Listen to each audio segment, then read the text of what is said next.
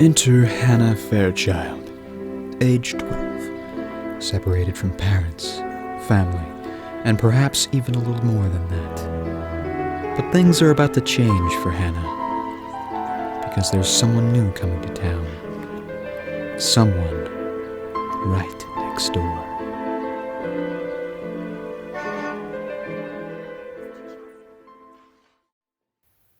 Welcome back, Goosebumps fans, to yet another episode review of the Goosebumps TV show. Today we're going to be talking about an episode that is not happy or scary, but rather sad. Sad and scary.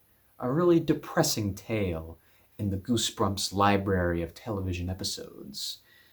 We're going to be talking about an episode called The Ghost Next Door. Truth be told, I don't remember much about this episode, but what I do know is that it had a very melancholy feel to it. So let's get in there and find out if this is a hidden gem or just another depressing sack of shit. Our episode starts out with our main character, Hannah Fairchild, played by Nicole Dicker, peacefully resting when suddenly... Fire!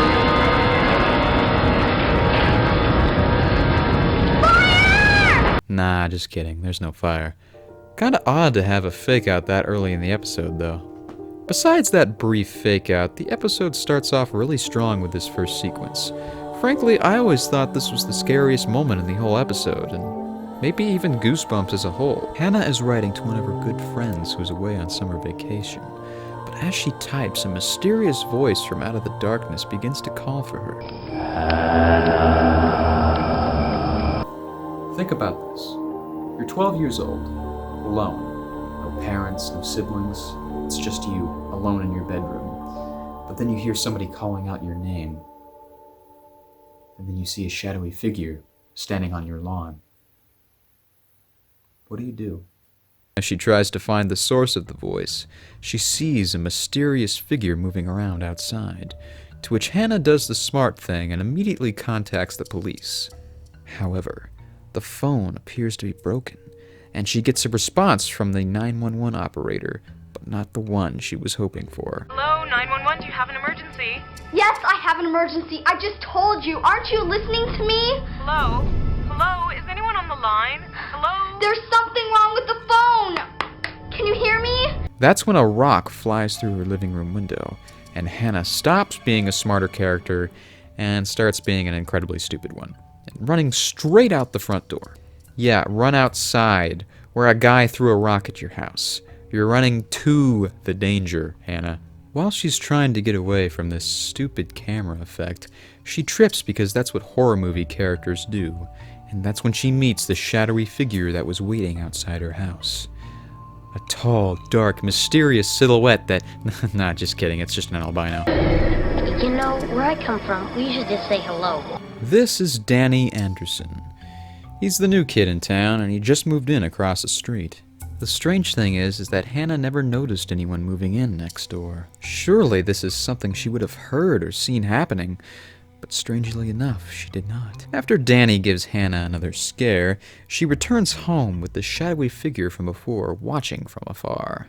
The next day, Hannah attempts to mail a letter to one of her friends, but is ignored by the neighborhood mailman Mr. Chesney, played by Neil Crone, an actor who was once in one of the best movie sequels of all time, Cube 2, Hypercube. Nah, just kidding. Fuck that movie. Huh, would you look at that? He was in a couple of bad sequels to good movies. Stanley nearly gets hit by Mr. Chesney while riding his bike with a couple of neighborhood kids, but is thankfully saved in the nick of time when Hannah yells his name out at the last minute. Danny's two new friends make fun of him for making such a spectacular fail, and Danny runs off to join them as they ride off together. One thing I noticed while watching this is that this kid here, played by Dov Tiefenbach, would play a kid named Tim in another Goosebumps episode, Bad Hair Day. It'll be a dark day indeed when I have to review that episode. He was also in Jason X. It's the second Goosebump protagonist that was in Jason X that I know of. Right next to Samantha from Be Careful What You Wish For. Hannah begins to become a little bit more obsessed with Danny as he seems to be acting more mysterious as the days pass, even writing about him in letters to her friend. She talks to him again, asking if she can check out his house, and he seems really defensive about it. However, He does want to show her something cool and disappears in front of an old storm cellar hatch. As Hannah approaches, a familiar voice calls out her name. Hannah. Yeah, that sounds like Danny, all right. Hannah. She goes into the basement to find the shadowy figure waiting for her. He chases her out of the building, even though that was clearly not Danny. She thinks it was and calls Danny a ghost before running off.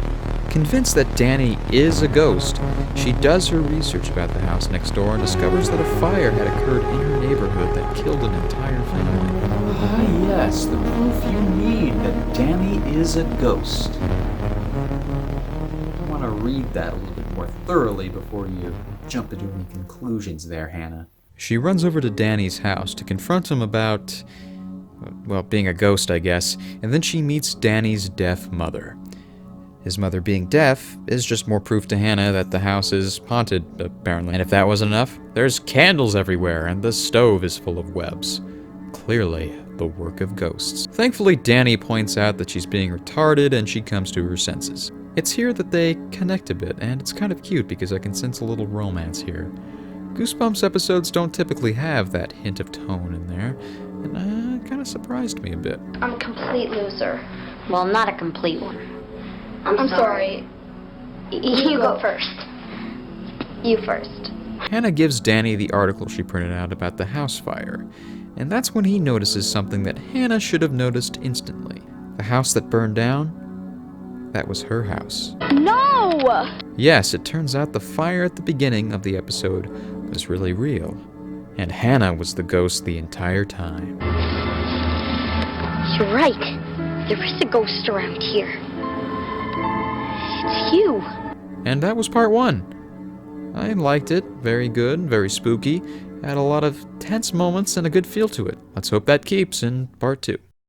Once we get to part 2, we see that the house that Hannah thought she was staying in is not exactly real.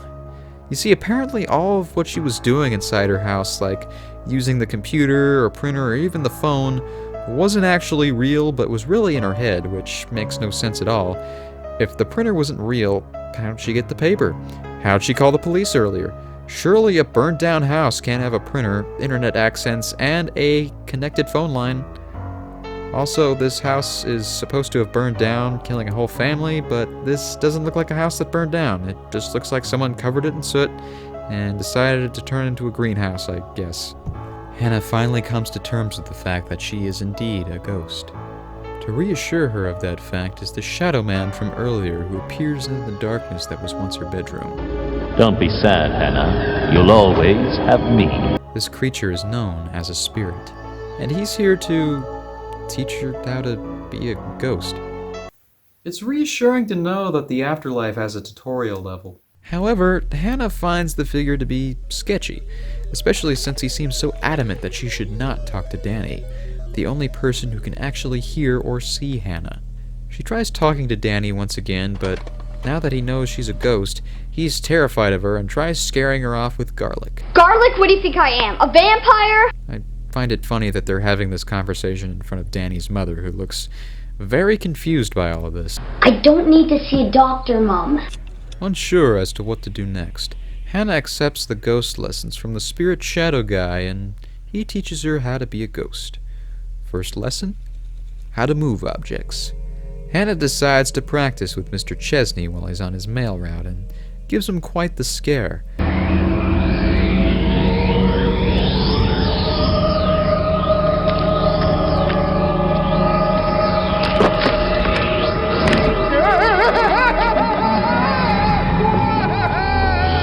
But she decides that the prankster ghost life is not for her, and tries to find out more about why Danny is the only one that can see her. Meanwhile, Danny is trying to convince his new dipshit friends that he's friends with a ghost. He enters Hannah's house, trying to coax her into doing some tricks. His response is sincere and a little sweet, even though he just wants her to do stuff. I just wanted to say I'm sorry about earlier and getting all freaky on you. And I kind of, missed you. And I hope you're doing okay. But the Shadow Man doesn't care for sappy bullshit and tries to kill Danny by smashing rafters over his head. Thankfully, though, Hannah manages to push him out of the way just in time and gets Danny out of the house safely. Hannah is then chastised by the Shadow Man, who reveals his true motivations. Prepare yourselves, because this makes very little sense to me. What this spirit creature wants is for Danny to die so that he can become the ghost of Danny. You wanted to know why he alone can see you. Hannah.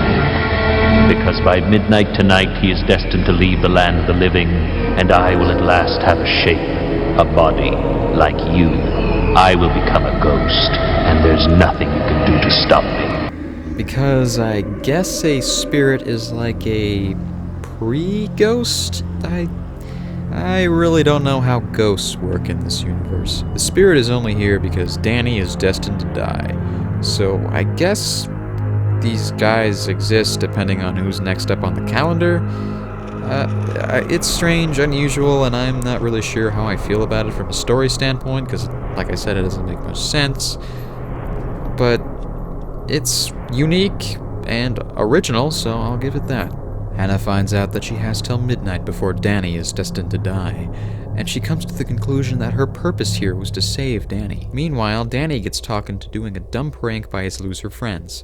Apparently, it's a normal occurrence in this town to prank the neighborhood mailman, Mr. Chesney. What the fuck is everyone's problem with the mailman in this town?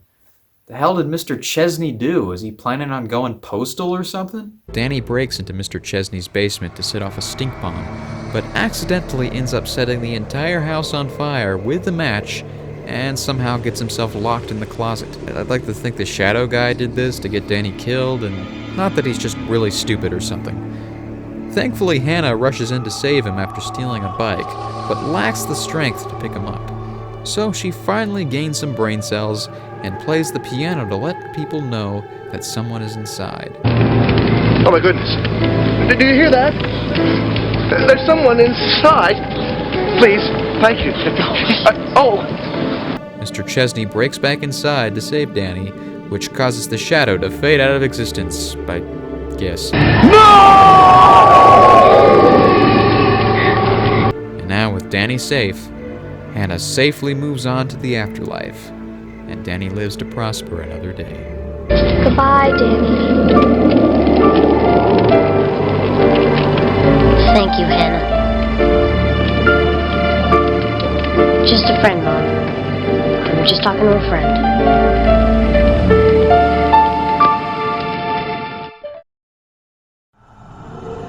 That is the ghost next door. Frankly, I found this episode fairly enjoyable if it was not a little bit slow. Most two-parters in Goosebumps tend to be slow, and this one was no exception. Part 1, I feel, was the best out of this, while Part 2 was, well, a bit of a mess, and it had a drastic tonal shift that I was not really a fan of. Part 1 had a lot of decent scares. The first scare in the beginning is brilliant. I love it. It terrified me as a kid and almost freaked me out a little bit as an adult. Brought those nostalgic fears back. I really appreciate that. And the basement scene in Part 1 is also fairly decent. But when they get around to explaining things at the end of Part 1 and Part 2, that's when I start disliking this episode. It just feels a little muddled and confused, and I feel like the entire structure of the episode kind of needs to be changed in order for it to function a little bit better. Also, there's the deal with the twist. The twist is predictable as fuck. They really need to take the very, very, very first scene out of this episode. You know, the scene where Hannah wakes up and there's fire. That foreshadowing is just a little too strong. A little too strong for me. Take that out, because it's not a good twist if you hint at it that heavily. I do kind of appreciate that Hannah doesn't really call attention out to nobody paying attention to her in Part 1. It is really noticeable now, but I didn't notice it as a kid, so props for that, I guess. I don't know how a slow episode can feel rushed, but this one does. I feel as if they spent a lot of time with the tone, By the way, I know I say this in every episode, but I really enjoy the tone of this. The piano, the melancholy feel, it's all good, but it's still too rushed at the ending. The ending is kind of lame to me. The climax specifically. The climax at Mr. Chesney's, it's appropriate because Hannah died in a fire, and she's saving somebody from a fire. But, I feel like there could have been a more interesting climax for this. Maybe involving the shadow guy who's just kind of there? I don't know. That whole plot point was kind of weird and didn't really make a lot of sense to me. The very, very end is okay, and it's actually very sweet. I feel like there was kind of a romance subplot in this, which is not something I usually see in Goosebumps. It caught me off guard.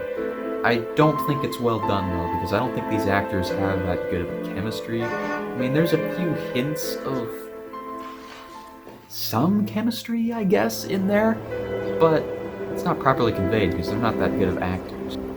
But I like that they kind of hinted at a possible romance between these characters. It's interesting. Despite the fact that there are good scenes in this, I think the episode itself is just a little confused. A lot of things don't make sense. Some things don't even get explained. Like, why is Hannah here? Why does she need to protect this kid? What is the deal with that? This is normally where I do a comparison between book, but I haven't read the book, don't have the book currently, so unfortunately I'm not going to be able to do that. I know I did a review on it earlier, but that was years ago and I don't remember. So, yeah, I'll have to pick that one up again. Sorry guys, I'm just rushing these videos out. Go ahead and, if you see me in real life, punch me in the face for being a lazy asshole and slacking again. Anyway, based on the episode alone, I enjoyed parts of it, but there are a lot of it that kind of just made me feel like I need a bit more. But just because the first scene is probably the scariest scene in Goosebumps to me, I have to give this episode a 6 out of 10 on that alone. If that scene wasn't in there, this would probably be a 5 or a 4. Anyway, guys, that's going to do it for today's episode. I hope you all enjoyed, and join me next time when I cover more Goosebumps goodness. I'm a bit conflicted on which episode to cover next, so if you want me to cover a specific episode, please comment down below, and I'll see what I can do. Now with that message out of the way, I hope you all have a scary day.